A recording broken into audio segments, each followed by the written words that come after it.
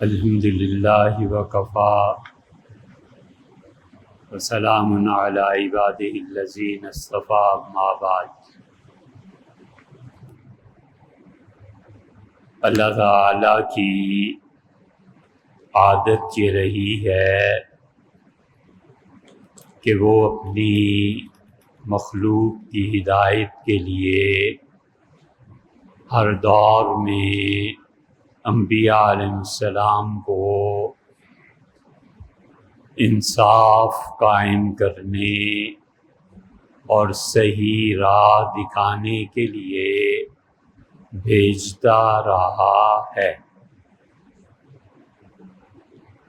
اور اللہ اگر ان لوگوں کو نہ بھیجتا اور انسان کو پابند کر دیتا کہ وہ جس فطرت پر پیدا کیا گیا ہے اس فطرت کو برقرار رکھے، تو بھی یہ بات درست تھی۔ اللہ نے دلیل حجت پوری کی، انبیاء علیہ السلام کو بھیجا، نہ بھیجتا فطرت انسانی قائم رہتی جو اس نے ہر جاندار میں رکھی ہے، تو بھی ٹھیک تھا، اور نہ فطرت ہوتی نہ نبوت ہوتی، اور اس کے بغیر اٹھا کر جہنم میں پھینک دیتا تو بھی اللہ ظلم کا ارتکاب نہ کرتا کہ مالک بھی وہی اور اپنی مخلوق کو کہاں جانا بھیجنا ہے سب باتیں وہ خوب جانتا ہے۔ اس لیے تینوں درجے یاد رکھنے چاہیے کہ انسان کی رہنمائی ہر ایک جس میں جان ہے اللہ اس کی رہنمائی کرتا ہے، اور فطرت اس کی اپنی جگہ پہ رہنمائی کرتی ہے۔ مچھلی کے بچے کو کوئی نہیں سکھاتا کہ کیسے تیرنا ہے، انسان ہے، بکری کا بچہ ہے، بچڑا ہے، گائے ہے، ان سب کو کوئی نہیں سکھاتا کہ ماں سے دودھ کیسے حاصل کرنا ہے۔ چیل باز جتنے اڑتے ہیں کوئی نہیں سکھاتا کہ اڑنا کیسے ہے۔ یہ کبھی بھی نہیں ہوا کرتا کہ چیل اور کوے کا بچہ جا کر وہ پیدا ہوتے ہی سمندر اور دریا میں تیرنے لگے، کیونکہ اللہ نے جو فطرت اس کو الہام کی ہے اسی کے مطابق چلے گا۔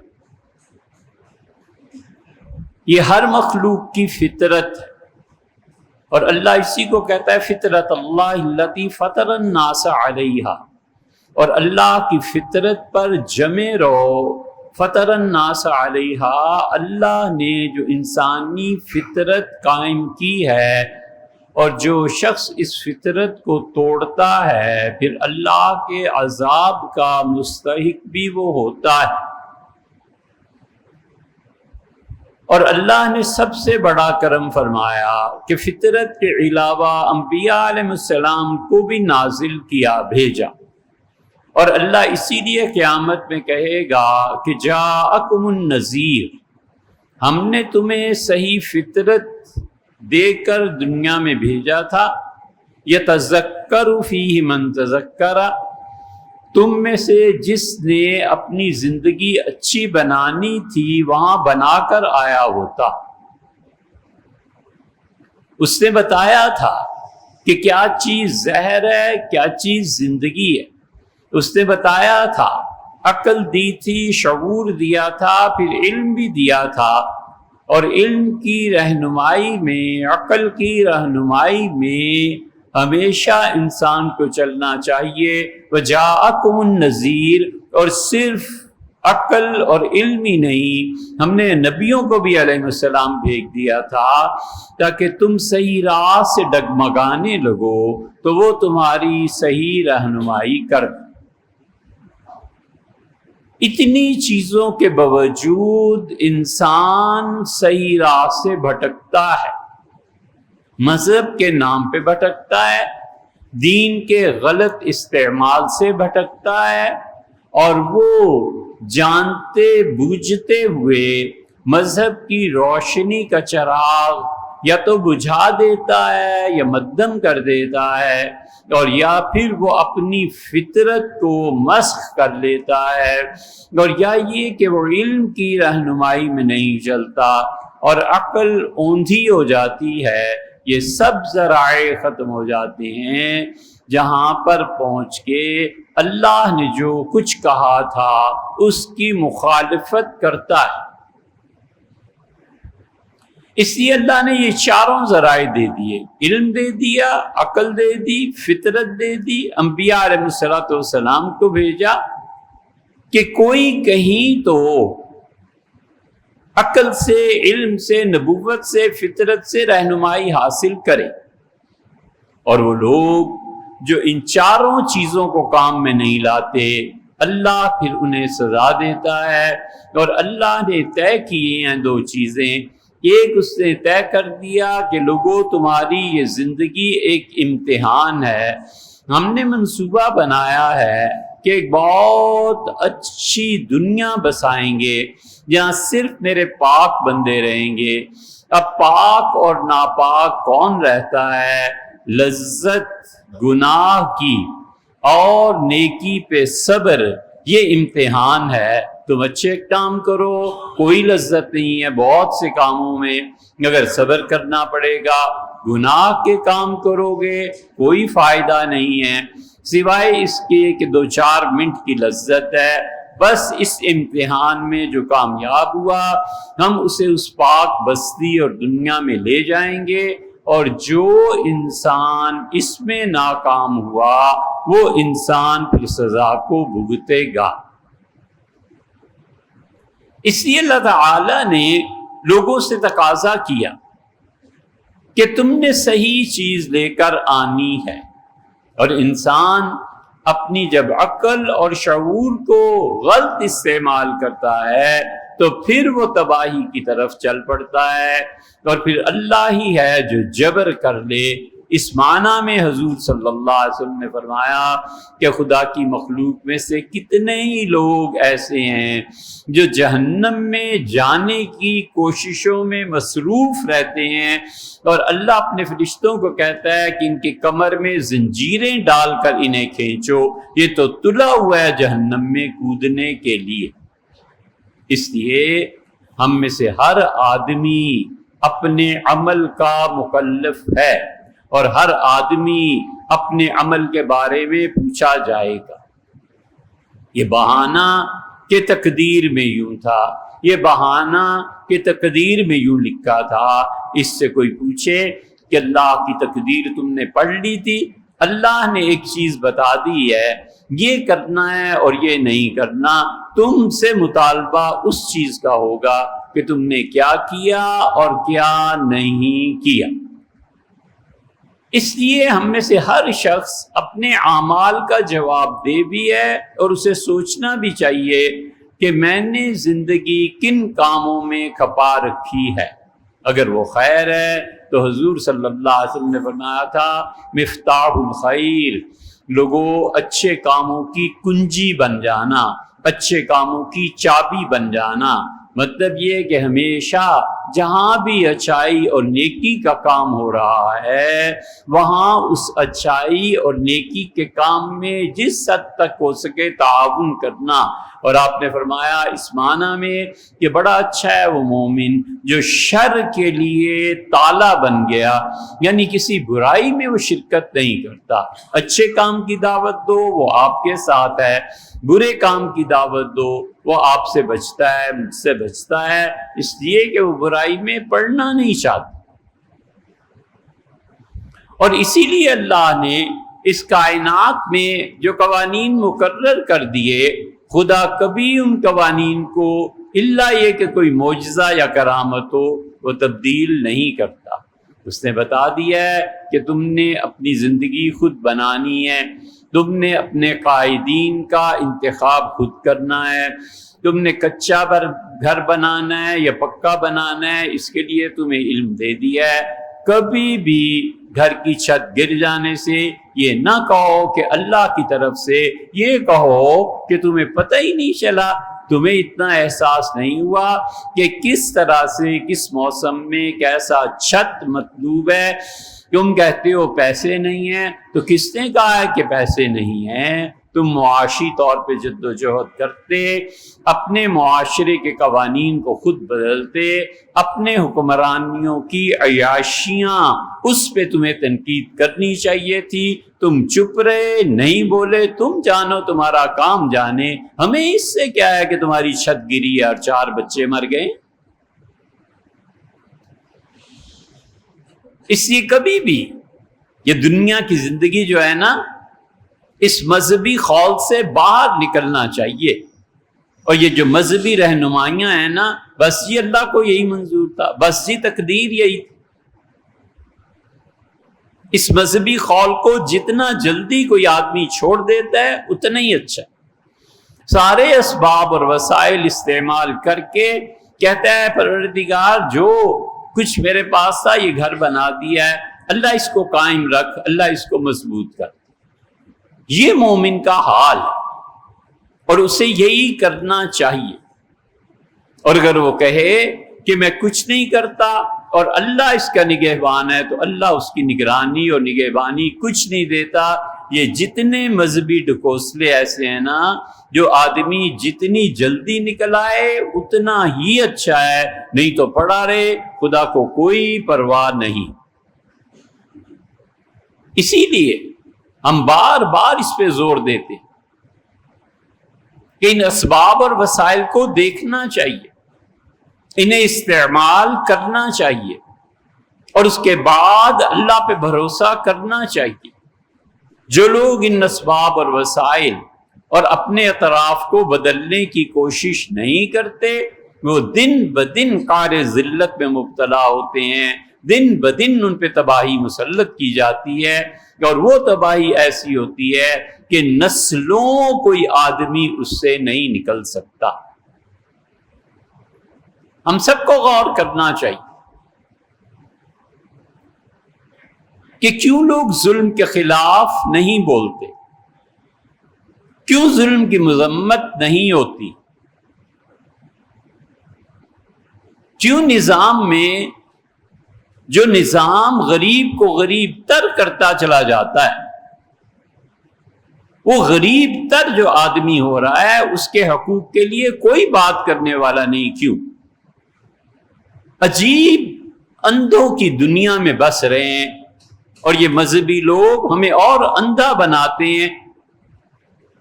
آپ کبھی خود سوچیں، ہمیں گالیاں دے لیں کوئی پرواہ نہیں، خود سوچیں، ایک مثال اس کی، امریکہ چلے جائیں، انگلینڈ چلے جائیں، آج کی دنیا میں ہر چوتھا، پانچواں، 10واں کوئی نہ کوئی عزیز گیا ہوا ہے، اور ویڈیوز ہیں آپ دیکھیں، 90 سال ان کی عمر ہوتی ہے۔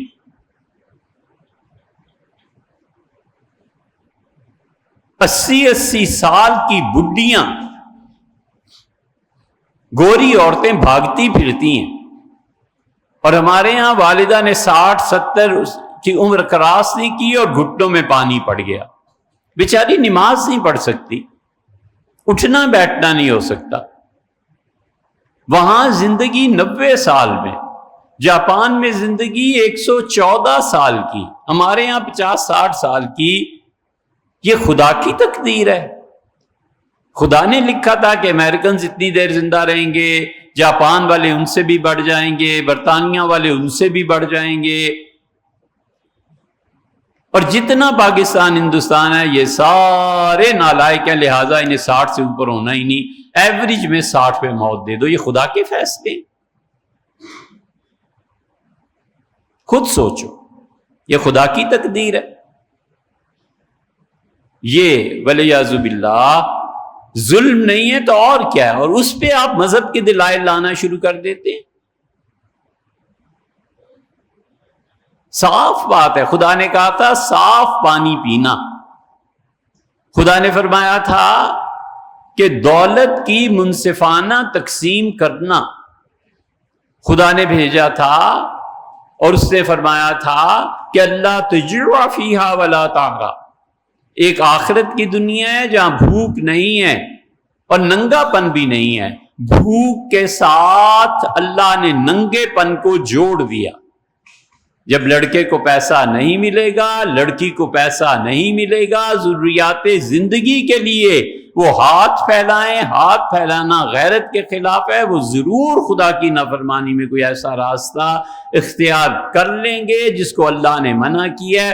آپ کہیں گے کہ جی فحاشی عریانی ہو، یہ ہو گیا، یہ ہو گیا۔ اتنا ہی سمجھ نہیں آئی کہ جو لڑکیاں اور لڑکے یہ کام کرتے ہیں، یہ ہر ان کی بنیادی ضروریات زندگی ہیں۔ ذہین بچہ ہے، پڑھنا چاہتا ہے، فیس اس کے پاس نہیں ہے، بس اس کے پاس نہیں ہے، 3 میل جائے گا پیدل اسکول اور 3 میل آئے گا، 6 میل طے کرنے کے بعد وہ سوئے گا، آرام کرے گا، یہ کتابیں کھول کے پڑھے گا۔ ہے کوئی عقل؟ پوری دنیا میں، آسٹریلیا، امریکہ، انگلینڈ وغیرہ، چھوٹا سا گاؤں ہے نا، آپ پوچھئے گا کسی سے، خود چلے جائیں، اس گاؤں میں ایک ڈاکٹر، ایک ایمبولینس 24 گھنٹے اویلیبل ہے کہ اس گاؤں میں بستی میں 100 لوگ رہتے ہیں، مثلا کسی کو دل کا دورہ پڑ گیا، فوری طور پہ اٹھا کے اسپتال لے جانا ہے، انسانی زندگی ہے، ضائع نہ ہو جائے۔ ہم نے نظام ہی ایسا قائم کیا ہے اور اس نظام کے خلاف ہم نہیں اٹھے کہ جس نظام میں غریب غریب تر ہوتا چلا جائے، اس کو شعور کو پنپنے کا موقع نہ ملے، اور زندگی 60 سال کی، بس جی اللہ کی رضا یہی تھی، بس جی اللہ نے طے فرما دیا، کیا کریں، دنیا سے ہر ایک کو جانا ہے۔ یہ سارے جملے تمہیں یاد ہیں اور تمہیں یہ نہیں پتا کہ 90 سال بھی عمر ہو سکتی ہے اور 114 سال بھی عمر ہو سکتی ہے۔ کیوں نہیں وہ لوگ مرتے اتنی جلدی؟ اس لیے کہ اللہ نے بتایا تھا فضا صاف رکھنی ہے اور صاف ہوا میں سانس لینا۔ فضا جب آلودہ ہوگی، گیسز ہوں گی، ان کو ٹھکانہ لگانے کے لیے کوئی پلان نہیں ہوگا، تو جو کچھ سونگیں گے، کھائیں گے، پیئیں گے، وہی تباہی ہوگی۔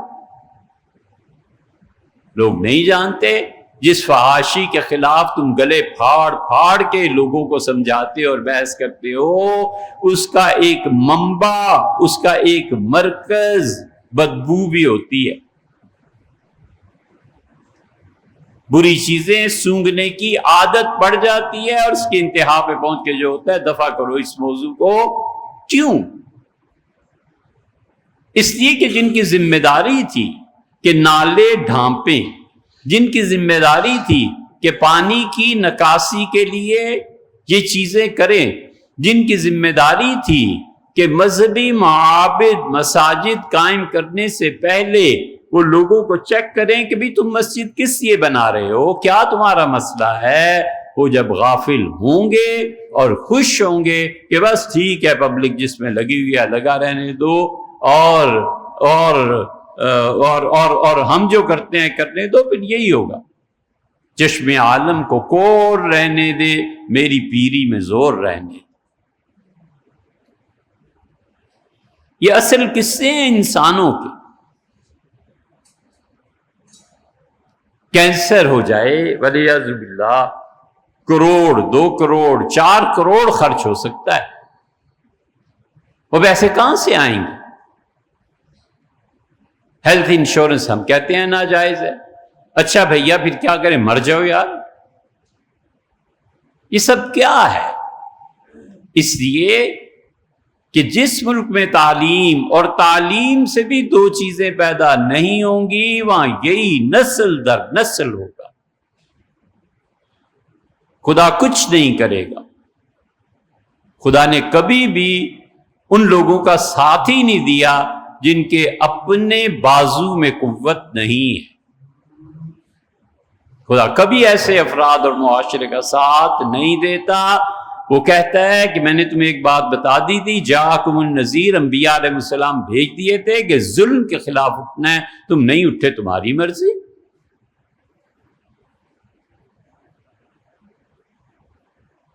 قرطبی رحمت اللہ نے لکھا ہے، اس کا خیال نہیں کہ کہاں لکھا ہے، لیکن قرطبی رحمت اللہ نے لکھا ہے، قرطبہ میں چوری ہوئی اسپین میں، باغ کا جو مالک تھا وہ ایک لنگڑے اور ایک اندھے کو لے آیا۔ اس کا حضور میں سفر پہ گیا ہوا تھا قاضی صاحب، اور میری غیر موجودگی میں مالی گرچہ تھے لیکن میں کیا کہوں، انہوں نے غفلت کی، ان دو نے چوری کی ہے اور ایک ہفتہ تک میرے باغ کو لوٹا ہے اور سارے پھل بیچتے رہے۔ اس سے کہا، اے اندھے، تم نے چوری کی ہے؟ اسے کہا، قاضی صاحب یقیناً میرا چوری میں حصہ ہے۔ اسے پتا تھا کہ قاضی ہاتھ کٹوا دے گا اور انصاف قائم ہوتا ہے۔ اس کا لنگڑے، تم نے چوری کیا؟ اس سے کہا، جی میں نے چوری کی۔ اس سے کہا، تم نے چوری کیسے کی؟ تم لنگڑے ہو، بھاگ نہیں سکتے، یہ اندھا ہے، دیکھ نہیں سکتا، حیران ہوں چوری کیسے ہوئی۔ اندھے نے کہا، جی ہم دونوں بھوکے تھے اور میں نے اسے تجویز دی، میں نے کہا میرے کندھوں پہ سوار ہو جا اور میں اندھا تجھے لے چلتا ہوں، درختوں کے نیچے بتاتے رہنا، دائیں ہو بائیں ہو ادھر ہو، اور پھل توڑ کے نیچے پھینکتے رہنا، بعد میں دوسرا چکر لگائیں گے، ٹوکریوں میں رکھ کے بھر کے پھل کو مارکیٹ میں جا کے بیچ دیں۔ تو قاضی چپ ہو گیا اور کہنے لگا مالک سے کہ کس پہ حد جاری کروں، اندھے پہ کروں یا لنگڑے پہ کروں؟ بات یہی ہے کہ ہمارے ہاں پورا وہ نظام تعلیم، وہ تعلیم جو دو شعور پیدا کرے، علم یہ سکھائے کہ آنکھیں کھولو، علم یہ سکھائے کہ جس معاشرے میں تم جی رہے ہو یہ مسلمان تو بہت بڑی چیز ہوتی ہے، انسانوں کا معاشرہ نہیں ہے، اور علم یہ سکھائے کہ بچے ابھی آپ ادھورے ہیں، ناقص ہیں، میرے ساتھ چلیں گے تو دن بدن آپ کی شخصیت بنتی چلی جائے گی، ہر روز نیا مسئلہ آپ کو پتا چلے گا، علم پھیلے گا۔ امام مالک رحمت اللہ علیہ سادات کرام رحمہم اللہ کا ذکر فرماتے تھے، اور امام مالک رحمت اللہ علیہ نے غالباً حضرت باقر یا حضرت جعفر صادق رحمت اللہ کے متعلق فرمایا کہ میں 30 سال حضرت کی خدمت پہ جاتا رہا، یا نماز پڑھتے ہوئے دیکھا اور یا روزہ رکھے ہوئے دیکھا، 30 سال عبادت میں حضرت کو دیکھا۔ حضور اقدس صلی اللہ علیہ وسلم کا خاندان تھا، اور انہوں نے کہا 30 سال ایک مجلس ایسی نہیں ہوئی حضرت کے ساتھ جب مجھے علم کا ایک نیا دروازہ نہ کھل گیا۔ علم بتاتا ہے کہ تم ناقص، علم شعور پیدا کرے، علم اپنی ذات کی پستی سکھائے، یہ علم، اور اس کے لیے اسباب، وسائل اور ذرائع اس ملک کے سرمایہ داروں کے پاس، اور مصیبت یہ ہے کہ علم اندھا ہے یہاں، اور سرمایہ دار لولے لنگڑے، یا پھر سرمایہ دار اندھے ہیں، اور جو نظام تعلیم ہے یہ لنگڑا لولا ہے، کچھ بھی کر لو، اب قاضی حد کس پہ جاری کرے؟ اس لیے جن لوگوں نے اس ملک کو بنایا تھا انہوں نے بڑی اچھی ایک تجویز دی تھی، بچوں تم پڑھتے نہیں ہو نا، اس لیے تمہیں پتہ ہی نہیں ہے کہ کہاں جی رہے ہو اور کس غلامی میں زندگی بسر کر رہے ہو۔ امبیڈکر بہت بڑی شخصیت تھی ہندوستان کی، کیا کریں، مجبوری ہے، ان کا حوالہ دینا پڑتا ہے۔ امبیڈکر گاندھی کا سخت مخالف تھا، اور پنڈت جواہر لال نے کانگریس کی مخالفت کے باوجود اس کو بلایا اور ڈاکٹر امبیڈکر کو کہا کہ ہندوستان کا آئین لکھو۔ کسی ملک کا آئین لکھنا اور بنانا کوئی معمولی بات؟ ہمارے یہاں عبدالحفیظ پیرزادہ تھے وزیر قانون، انہوں نے کام کیا وغیرہ وغیرہ۔ انہوں نے امبیڈکر کو بلایا امبیڈکر کا نام ہم نے اپنے حضرت رحمت اللہ علیہ کی زبان سے سنا تھا. ہمارے شیخ بھی ایسے. دنیا کی سیاست، معیشت، دین، کون سا شعبہ تھا جو ان کی نظر میں نہیں تھا؟ کون سی صحبت تھی جس میں وہ بات کریں اور ان کے منہ سے پھول نہ جھڑیں؟ ایسے ہوتے ہیں پیر. امبیڈکر کا نام میں نے حضرت رحمت اللہ سے سنا. امبیڈکر نے 1942 میں ایک کتاب لکھی، جا کے پڑھنا، اگرچہ امید کوئی نہیں کہ آپ پڑھیں گے، انٹرنیٹ پہ کتاب ہے. 1942 میں جب پاکستان بننے کے اثرات بھی بہت تھوڑے تھے. Pakistan and independence of India, اسی طرح کا کچھ نام. اس نے باقاعدہ اس میں نقشے دیے. اس نے کہا اتنے % انڈیا میں آبادی ہے، اتنے % یہ کانے ہیں، اتنے % یہ چیز ہے، اتنے % وہ چیز. پھر وہ لکھتا چلا گیا اور اس نے پاکستان کی حمایت میں کانگریس کے برعکس دلائل دیے. پڑھنے کی چیز ہے، کٹڑ ہندو، لیکن اس کے باوجود اس نے کہا پاکستان بننا ہی چاہیے. اس نے کہا بہت سمپل سی ایک دلیل دی ہے، آپ غور فرمائیں. انہوں نے کہا انڈین پوری آرمی جو اس وقت ایگزسٹ کرتی ہے اس میں 64% ہمارے جرنیل سے لے کے سپاہی تک یہ سب کے سب یا پنجابی ہیں یا پٹھان ہیں. پھر وہ آگے چل کے لکھتا ہے کہ اگر افغانستان حملہ کر دے تو کیا خیال ہے کہ انڈین آرمی اور اس میں پنجابی اور پٹھان 64% وہ انڈیا کو بچائیں گے یا افغانستان کا ساتھ دیں گے؟ پھر وہ کہتا ہے کہ انڈین آرمی 64% جتنے افراد ہیں ان سب کے متعلق، فوج کے متعلق تم جانو کہ یہ افغانستان کا ساتھ دیں گے، اس لیے ایک الگ ملک کر کے 64% آرمی کے حوالے کر دینا چاہیے تاکہ اس ملک میں آرمی راج کرے. یہ جا کے پڑھو امبیڈکر کو. 42 میں اس نے لکھا تھا. ہندو تھا. اب اس پہ وہ کفر کی لعنت نہ پڑی جو صبح شام تم یہودیوں پہ بھیجتے رہتے ہو، اور غزہ میں نسل کشی ہو رہی ہے، لعنت امریکہ، لعنت فرانس. تم پہ لعنت نہ پڑے گی؟ خدا پوچھے گا نا کہ تم کیا کرتے رہے. ولیعذ باللہ. اس نے کہا 64% آرمی ہے، ہندوستان کو توڑو اور ایک ٹکڑا فوج کے حوالے کر دو. ہم اس موضوع پہ اس لیے اس کو جوڑ رہے ہیں کہ ممکن ہے کبھی کسی تک بات پہنچے، جنرل عاصم تک پہنچے، کسی تک پہنچے، کسی کور کمانڈر تک کوئی پہنچے. ہم ان سے اللہ کا واسطہ دے کے کہتے ہیں، ہاتھ جوڑ کے کہتے ہیں ہمارے نظام تعلیم کو بدل.